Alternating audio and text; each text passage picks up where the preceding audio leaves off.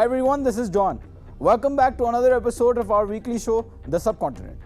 Our program aims to address important issues in the subcontinent which affect the governments, people, organizations, and the region as a whole.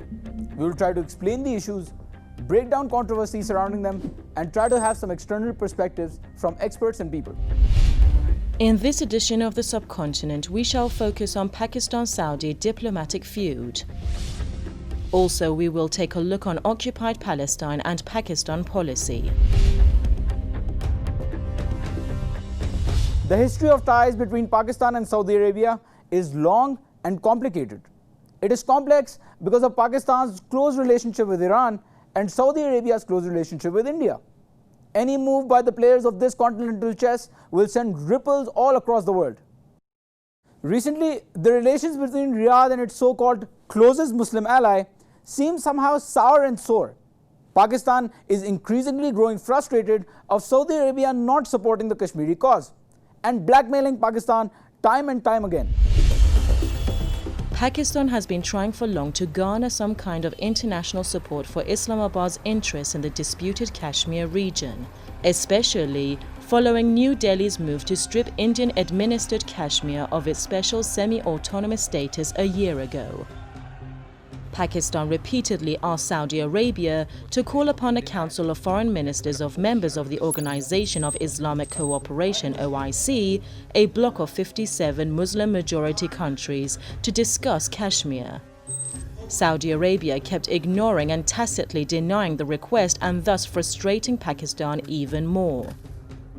The boiling tensions came to new heights when Foreign Minister Shah Mahmood Qureshi said on TV that if Saudi Arabia does not act upon Pakistan's request, the country would be forced to look towards other options or other Islamic countries. In the eyes of the Saudis, this was nothing short of a veiled threat, perhaps to create a new rival bloc that would be less dominated by Riyadh. Saudi Arabia's response was tough. It withdrew a $1 billion interest-free loan it had extended to Pakistan in 2018 and refused to renew a deferred oil credit scheme that was part of the same package. Again, it was Pakistan's turn to control the damage. Earlier in mid-August, Pakistan's Chief of Army Staff, General Qamar Javed Bajwa, went to Riyadh with the Director General for the Inter-Service Intelligence. But Saudi Crown Prince Mohammed bin Salman did not grant the meeting. Soon after General Bajwa returned home empty-handed, Foreign Minister Qureshi left for China. This may have boosted the message that Islamabad can diversify its alliances and re-evaluate its strategic partnership with Riyadh. The rift between Islamabad and Riyadh definitely puts Iran on radar as a better alternative for Pakistan. Pakistan's Foreign Office later issued a statement in praise of the OIC's role on Kashmir, and Foreign Minister Qureshi appeared to walk back the comments that exposed the spat. However, the recent diplomatic row between Saudi Arabia and Pakistan can also be seen in the broader context as the fruits of new strategic realignments in the Middle East and the Muslim world. While Islamabad is concerned about the deepening strategic and economic cooperation between its arch-nemesis India and Saudi Arabia, Riyadh is similarly upset by Pakistan's advances towards Muslim-majority states it views as hostile, such as Iran, Turkey, Malaysia and Qatar. This game never stands still. The Iran-China deal is planned to make both Islamabad and Tehran important nodes in Beijing's Belt and Road Initiative. No matter how long they have been together, the emergence of a new partnership between Iran and Pakistan under the stewardship of China may become a deal breaker for Saudi Arabia. Now, for more analysis on this, we are joined by Mr. Mirza Sahib Beg. He's a Kashmiri legal scholar. Mr. Beg, welcome to the program. So, what do you see as the real reason for the rift between Pakistan and Saudi Arabia? Well, the first thing to understand is that the recent comments about Pakistan and Saudi Arabia's relationship are being oblivious to the fact that this relationship is a historic relationship that predates the very existence of present-day Saudi Arabia and present-day Pakistan. I cannot quite comment on Shah Mahmood Qureshi's choice of media diplomacy, but Pakistan is not going to do anything that fractures this relationship. But there has been some friction and some distancing between Pakistan and Saudi Arabia recently, which is being attributed to inaction on Kashmir, But it needs to be understood that this distancing has been going on for a few years now. Pakistan had refused to join Saudi and UAE forces in Yemen operations in 2015. At that time, Prince Mohammed bin Salman was the defense minister before he became the crown prince in 2017. Nawaz Sharif was the prime minister at that time, and though he was sympathetic to Prince Salman, he was aware of the price that had been paid by Pakistan in fighting the wars of other nations. So he took the issue to parliament to debate it, and Pakistan's parliament at that time did not have charitable comments for the elite of Saudi Arabia. But remarkably, when Pakistan decided to join the US invasion of Afghanistan, it did not take that issue to parliament. So naturally, this would lead to frictions, and eventually it took the intervention of General Rahil Sharif to resolve that friction. Apart from this, there is also an increasing alliance between China and Pakistan, which does not augur well with the close allies of Saudi Arabia, such as the US. And finally, there is the issue of the OIC, where Saudi Arabia has a lot of influence, but the OIC is unable to effectively address regional issues concerning Muslims. So other countries like Qatar, Turkey, Malaysia are trying to take control of that space. And Pakistan's attempt at joining that space is not appreciated in Saudi Arabia. So there is bound to be some friction. Why isn't Saudi Arabia supporting Pakistan on Kashmir issue? Well, it needs to be understood that, first of all, Kashmir is often used as a talking point to burnish patriotic or Islamic credentials without actually doing anything to resolve the issue. Because instead of being guided by moral principles, most of the world looks at its own foreign policy interest to support causes. The inability of any nation to support Kashmir is only an opportunity for Kashmir's own leadership to strengthen itself to be able to stand on its own feet, rather than become totally dependent on the foreign policy interests of other nations. Now, with respect to Saudi Arabia itself, it has to be understood that Saudis share a very close relationship with India in terms of labor, trade, remittance. And this is not just today, but if you look as far behind as 2006, when King Abdullah became the first Saudi monarch to visit India in 51 years. And even after the Mumbai attacks, there was counter-terrorism cooperation between Saudis and Indians, which led to the extradition of one person who was captured by Saudi authorities. Saudi Arabia's trade with India far exceeds its trade with Pakistan, despite the fact that Pakistan's trade with Saudi Arabia is 7% of its total trade, and India's trade with Saudi Arabia is just 1% of its total trade.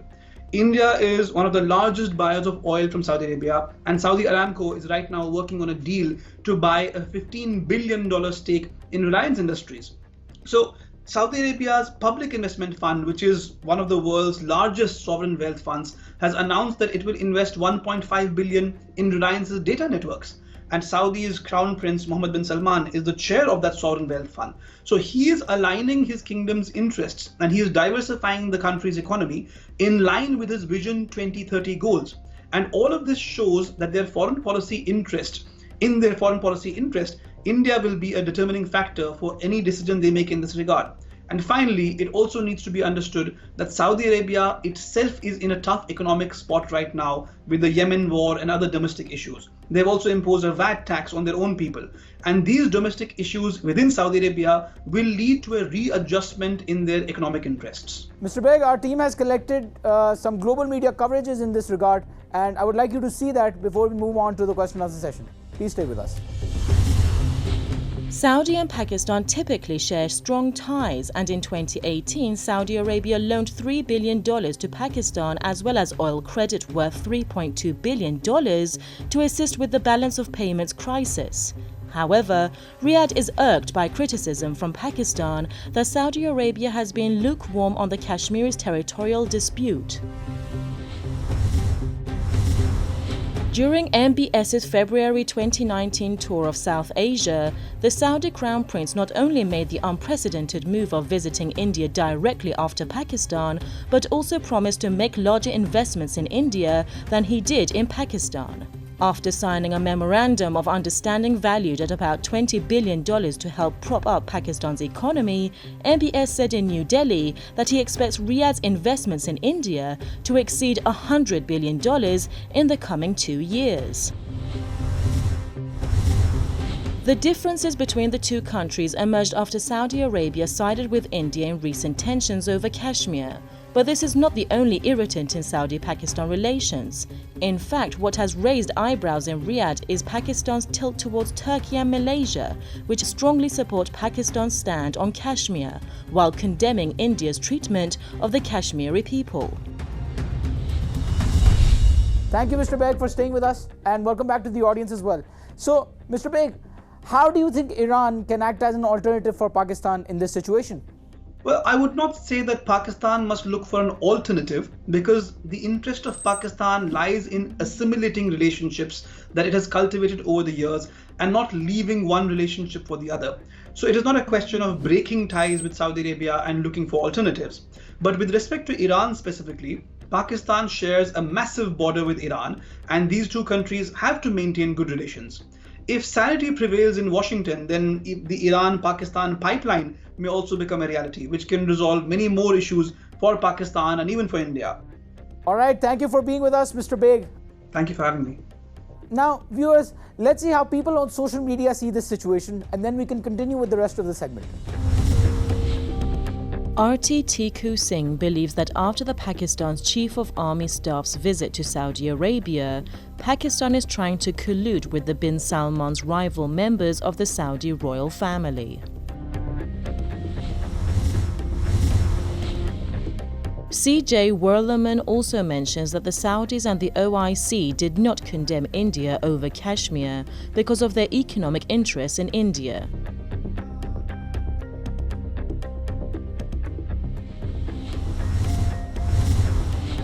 As a Pakistani, Shahid Reza criticizes the Saudis for not taking any steps regarding the Kashmir issue.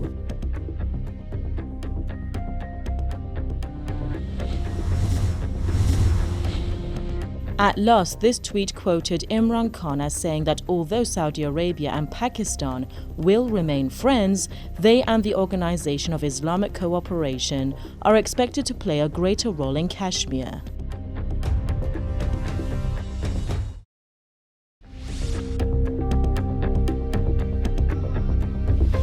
UAE recently recognized Israel and formalized relations with the Zionist regime.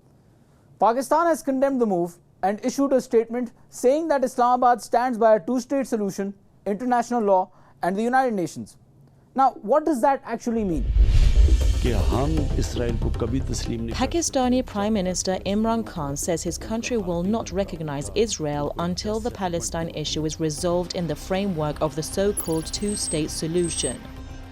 Here's the problem. By saying that Pakistan stands for a two-state solution, they essentially implicitly recognize the Israeli regime.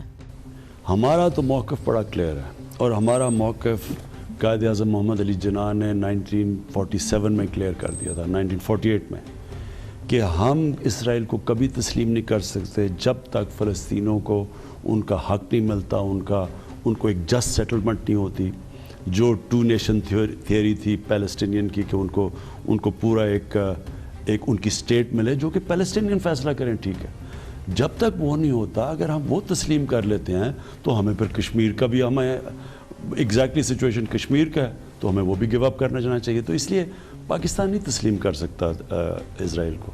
However, he might not mean Pakistan would ever recognize Israel. Israel and its pro-Zionist allies actually want countries to go for a two-state solution because then Palestine is not seen or considered as wholly occupied.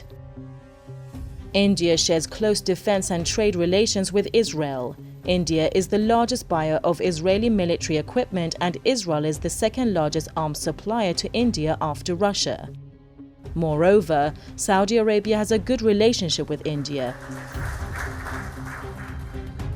The increasing recognition of Israel by some OIC countries can potentially change the strategic variables of this geopolitical matrix of conflicting and interrelated forces that we call the subcontinent. Pakistan has seen few days without protests following the announcement of the normalization decision. Tens of thousands of Pakistanis have been holding regular rallies and demonstrations in cities not just like Islamabad, Karachi and Lahore, but dozens of other cities and towns across Pakistan. Pakistani citizens are staunch supporters of the Palestinian cause. They have given a clear message that they will not recognize the oppressive Zionist regime at any cost, no matter how much pressure the Pakistani government receives from countries like Saudi Arabia or USA. The contentious agreement is the third peace treaty with Israel in the Middle East after Egypt and Jordan, and the first involving a Persian Gulf state. In exchange for the normalization of ties with the UAE, Israel says it will suspend the planned annexation of Palestinian lands. Nevertheless, its commitments of the previous two deals have not totally materialized.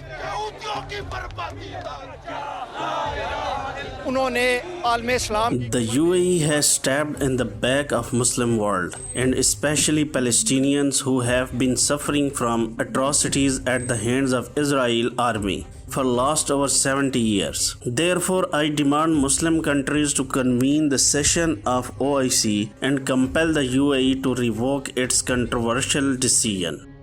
The Embassy of Palestine in Islamabad has expressed gratitude for the support of Pakistani leadership and people. In a letter, they also acknowledged the support from Pakistani previous governments over the years. They said Palestinians consider Pakistan as their second homeland and Pakistanis as their dearest brothers, who always supported Palestine on every forum of the world. The letter also quoted Pakistan's spiritual father Dr. Allama Iqbal on Palestine. If the Jews had a right to the soil of Palestine, why can't the Arabs lay claim to Spain? No, British imperialism has other aims. It's no tale of citron, honey or dates. We are hopeful that this support will be with us until we get an independent state of Palestine with Jerusalem al-Quds as capital, the letter reads. To add more insight into this issue, let's talk to Mr. Maroof. He's an activist and a political analyst. Mr. Maroof, welcome to the show. So, following the UAE-Israel normalization agreement, Pakistan's foreign ministry noted that such development is with far-reaching implications. What does that mean? Well, for Pakistan, definitely it's far-reaching implications. The occupation of Palestine and or acknowledging legality of the apartheid state occupation of Palestine would affect Kashmir and its future. Pakistan has a long battle with India over the liberation of Kashmir. Traditionally, most Muslim countries have supported Pakistan in that quest to liberate Kashmir from India, and seeing the change in position of Gulf countries and acknowledging apartheid Israel without any peace treaty with the Palestinians directly makes it possible for India also to annex Kashmir and probably have no consequences. So we see now this skirmish building up between Pakistan and its traditional allies, the Gulf countries that have supplied its army and funded its construction projects for decades. Now there's this confrontation happening around the similarities between the occupation of Kashmir and the occupation of Palestine, and what does it mean for acknowledging that annexation without any international law and or peace treaty between peoples. According to foreign ministry statements, Pakistan is in support of a two-state solution. Does that not legitimize the occupation of the Palestinian land? Of course, acknowledging and supporting a two-state solution is in a way accepting the apartheid state of Israel. But Pakistan is now held between a rock and a hard place. On the one hand, it wants to push Saudi Arabia and other Gulf countries to support it in its position on the liberation of Kashmir, but it doesn't want to piss them off. And therefore, the position of saying Pakistan supports a two-state solution is in line with the Arab peace deal offer that was led and written by Saudi Arabia in the beginning of this century. So it's a play on words. On the one hand, Pakistan wants to make sure that Kashmir and the right of the liberation of Kashmir is not affected by any changes in the status of Palestine within the Gulf countries. and at the same time not to confront them directly, but to use their own words, to use the Saudi initiative for a peace deal that was pushed through the Arab League in the early 2000s. So that's where, on the one hand, it's clearly an acknowledgement of apartheid Israel and its right to exist. On the other hand, it is a call for a Palestinian state within what Saudi Arabia used to advertise. Okay, Mr. Maroof, before asking the next questions, let's see the media views regarding this situation, and then we can continue with the show. Palestinians from across the political spectrum reacted with fury to the first official visit of an Israeli delegation to the United Arab Emirates and again accused the Persian Gulf state of stabbing the Palestinian people in the back. Carrying banners and placards with slogans such as "Down with Israel," UAE-Israel deal on US pressure unacceptable, and Pakistani stand with Palestinians, among others, the protesters gathered at the historic Liaqat Park to begin the rally. Addressing the participants, Sirajul Haq, chief of the country's mainstream Jama'at-e-Islami JI party, said Palestine was not the issue of Arabs only, but the entire Muslim world. Thank you, Mr. Maroof, for being with us again, and thank you for the audience for staying with us. So, Mr. Maroof, what alternative does Pakistan have if majority OIC countries formalize relations with Israel? It's a big problem for Pakistan, but for the whole Muslim world in general, because Pakistan had attempted to call a meeting for the Organization of Islamic Cooperation, which is controlled by Saudi Arabia. And Saudi Arabia rejected and fought it back. This meeting was supposed to discuss Kashmir and the Indian annexation that just happened of the territory.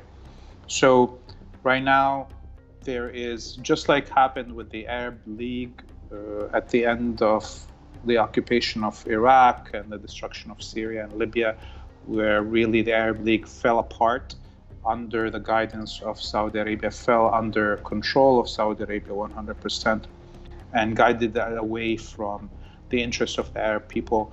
Now we see the OIC moving in that direction, where it's becoming subservient to Saudi needs and in extension to Israeli and American needs. So the whole OIC right now is up for question. What is it there for?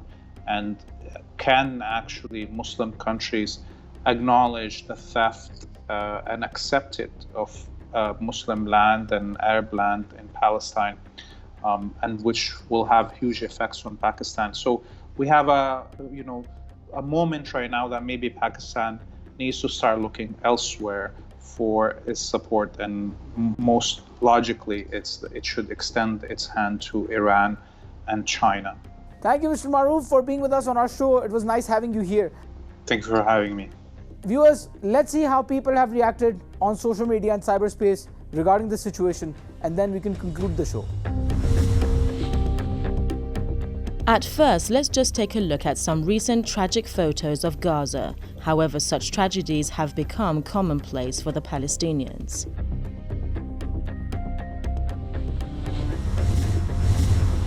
Jenin believes the lives of Palestinians is meaningless to the Arab states, and they don't actually care or do anything for them.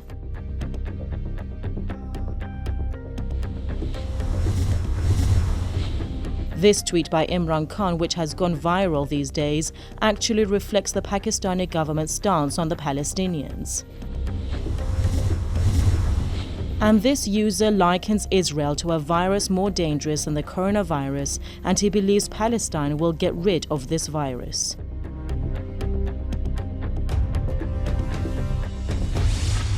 Alright folks, that's it for today. You can keep yourself updated on our weekly episodes, regional trends, and more updates through our social media platforms.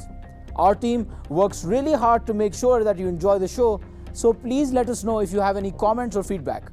We'll meet the same time, same day next week. Thanks for watching.